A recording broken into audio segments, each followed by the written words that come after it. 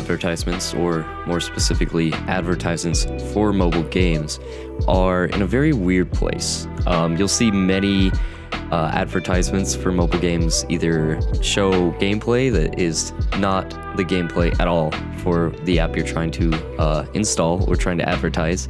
You'll see goofy like skits, weird things like the Rise of Kingdoms 20 million power ad, the Mafia City like level 5 goon, things like that. A lot of like stuff we haven't seen in what we consider traditional advertisements, things like television and newspapers and other forms of advertisement like that.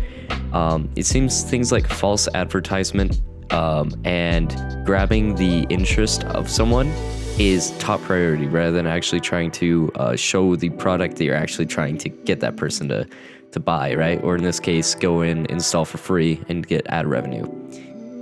It's kind of a similar idea to what we had in the early YouTube stage with clickbait.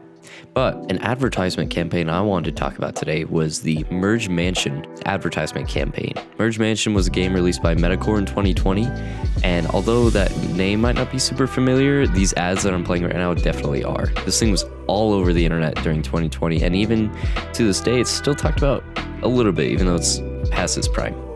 I know MatPat made a video on it, on like these advertisements specifically, and there's a lot of good reason why. So when we talk about advertisement and social media campaigns, we talk about a few key aspects that make a good campaign, right? But mobile ads, like I was talking about, really don't follow most of these rules, and I'll go through that. And, you know, Merge Mansion really isn't that different, right? It's still got to keep in the successful, structure that mobile advertisements have. It's not, authentic. Most mobile ads aren't. They don't even show exactly what they're even trying to get you to do, right? There's no social concept, like consciousness. They don't take stances on things.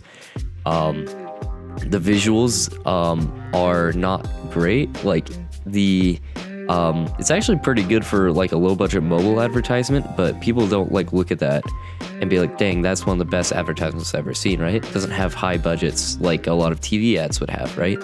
There's no like social integration or anything like that. It's a small game with a comedy presence that no one even knows, right? But the thing that makes this advertisement so interesting to people is the interest it generates. A little bit of the social aspect I was talking about with things like MatPat's theory video and other people talking on social media accounts, like just talking about what's going on.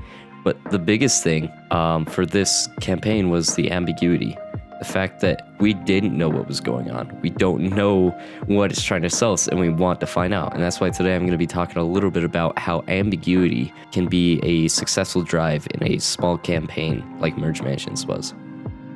Now, if you don't know, the story of Merge Mansion is a little bit ambiguous. It's not really told in a like storybook way, but rather shown through the pretty cheap animations that the advertisement has, right? And all of these kind of link together in a little bit of a way, but each ad is a little bit different, So you'll see the baseline of the ad is the main character, the woman, is getting married, and on her wedding day, her spouse is not there, right? Her grandma is generally involved, but is presumed to be a sketchy character from our perspective. She's seen doing things like burying stuff. In one of the advertisements, she's seen actually blackmailing the spouse right before their wedding. And we're not told anything why. There's no dialogue or any of that sort to really do the storytelling, right? And there's so many like short ads for this. So every time you see a Merge Mansion ad, it usually won't be the same one where you see the same story. You'll see other different like offshoot stories that say something similar but change it ever so slightly every time. So a person's left to think, well, how did these even connect? What's the grandma have to do with them breaking up, right? And what does this old mansion have to do with the main story? Why does the grandma want her daughter or granddaughter to move in? And so we have all these questions, and we're given the solution, right? But not in a way of like, okay, here's the answer, but it's like, install the app to find out more, right? And all these different hooks and everything are just ways to kind of pull us into like, hey, if you want to know the rest of this, come here, right? You'll have similar advertisements for things like, I think Webtoon's the first thing that comes to mind. A lot of times they'll do their like story hooks, right?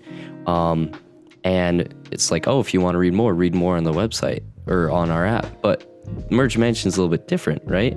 It's not something you just go and you just like finish reading the book. It's an experience that you have to install and then go through the game to get little bits of information on why this is even happening. And that alone can make a huge social media campaign for a mobile app, where generally the app is free and your biggest revenue is on AdSense.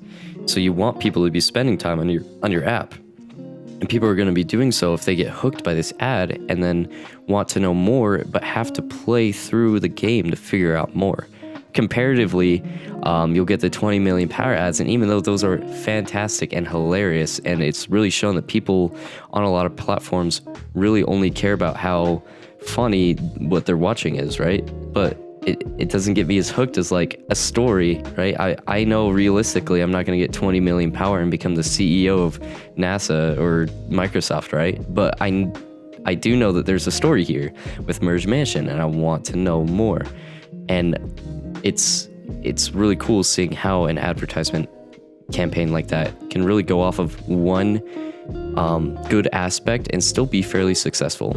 Now, Merge Mansion has seen better days. Obviously, its player count is not as big as it was before, but it really goes to show like how far a low budget campaign like that can really bring an advertisement.